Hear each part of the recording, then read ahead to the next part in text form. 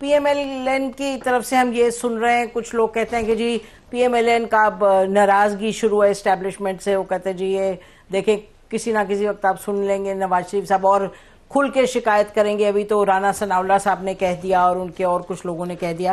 آپ لاہور میں بیٹھے ہیں، بڑے قریب ہیں تمام معاملات کے، آپ کیا کہتے ہیں؟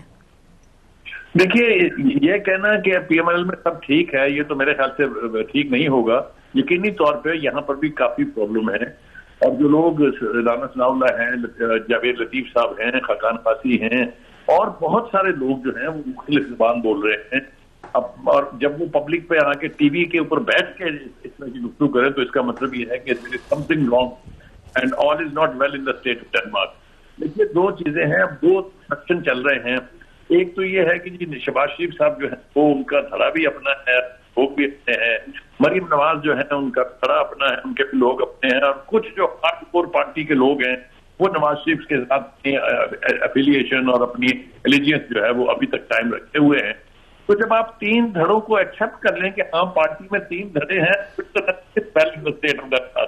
پھر تو آپ یہ سوچئے کہ جو پرسر اقتدار جماعت ہے اس کے اندر بھی اگر دھڑے بندیاں ہیں تو پھر اللہ خیر کرے. اب یہ کشتی جو ہے وہ منڈے چڑھتی ہے یا نہیں چڑھتی ہے، یہ بیل منڈے چڑھتی ہے یا نہیں چڑھتی ہے، کشتی پار اترتی ہے کہ نہیں اترتی ہے. میرے خیال سے we'll have to wait for a while.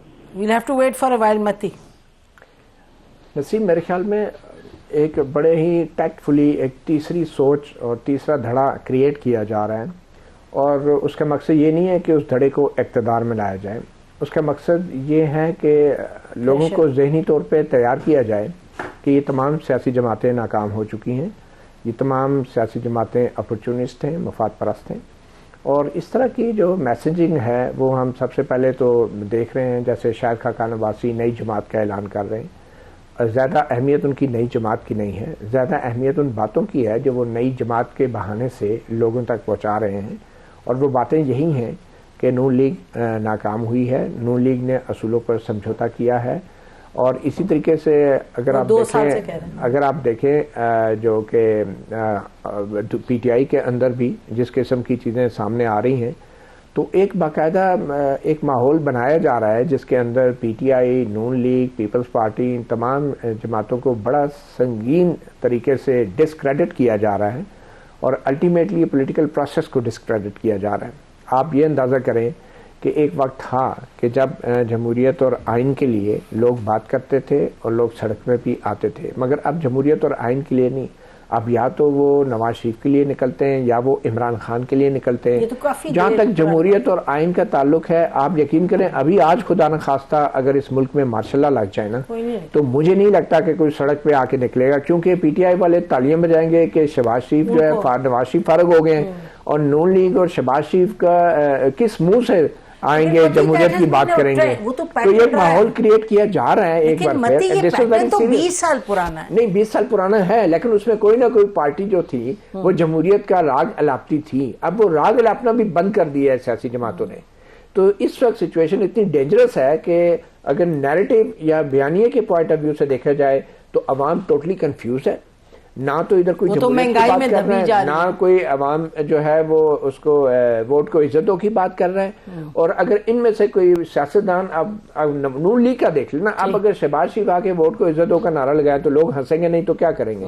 اور اگر آج شہباز شریف کی حکومت کو اسٹیبلشمنٹ ہٹا دیتی ہے اور محسن نقوی کو وزیر اعظم بنا دیتی ہے، جیسے کہ رانا ثناء اللہ صاحب نے اشارہ بھی کیا، تو نون لیگ کس منہ سے کہے گی کہ یہ تو بڑی زیادتی ہو رہی ہے، ان کے ساتھ کھڑا کون ہوگا؟ مجھے آپ یہ بتائیں. تو اسی طرح پی ٹی آئی والے تالیاں میں جائیں گے، اور پی ٹی آئی والے اگر پھر جمہوریت کی بات کریں گے تو پی ٹی آئی والوں پہ بھی ہنسیں گے کہ یار یہ پی ٹی آئی والے کس. تو یہ بڑی ڈینجرس سچویشن ہے جس میں لوگوں کا اعتبار جو ہے بڑے ہی ایک سٹل طریقے سے جمہوری عمل سے اور سیاستدانوں سے اور سیاسی جماعتوں سے ختم کیا جا رہا ہے. لیکن یہ بہت ڈینجرس ہے. سیاستدانوں کا بھی تو رول ہے سر.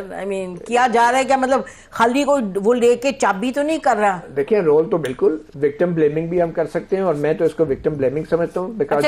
all these parties are victims. I think yes, in a way they are victims. Then why they playing ball? جس کے پاس بندوق ہے he is the perpetrator، اور جس کے اوپر سر پہ رکھی گئی ہے he is the victim.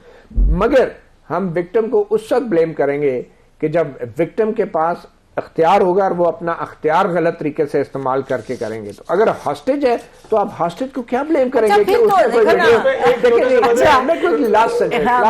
دیکھیں جو ہاسٹیجز ہوتے ہیں آپ نے دیکھا ہوگا کہ ہاسٹیجز سے ہر قسم کی ویڈیو بھی بنوا لی جاتی ہے.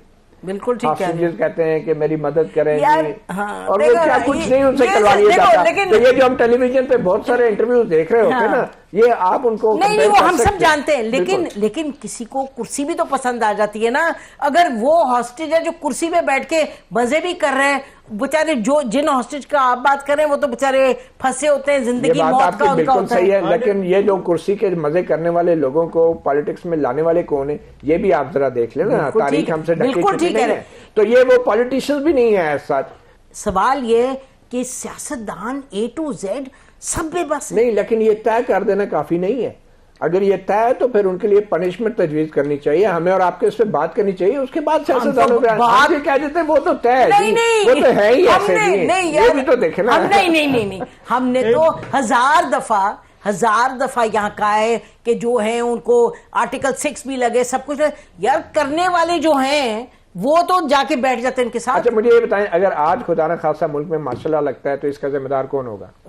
اس کا ذمہ دار پہلی بات ہے لگانے والا جو لگائیں گے. پرائیورٹیز تو ٹھیک ہوگی, وہ تو کلیئر, اس میں تو کوئی ڈاؤٹ نہیں ہے نا. اب میں جا کے یہ اینک توڑ دوں آپ کو, جی کون ہے ذمہ دار؟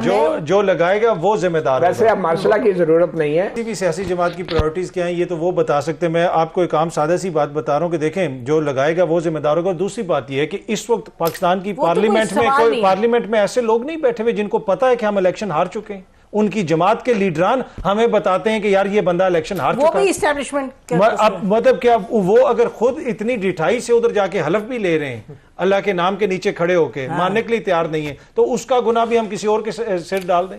مطلب یہ بھی بات ہے نا, اپنی ذمہ داری سب کو لینی پڑے گی جو انجوائے کر رہے ہیں. یہ ذمہ داری 2018 سے سٹارٹ کرنی پڑے گی.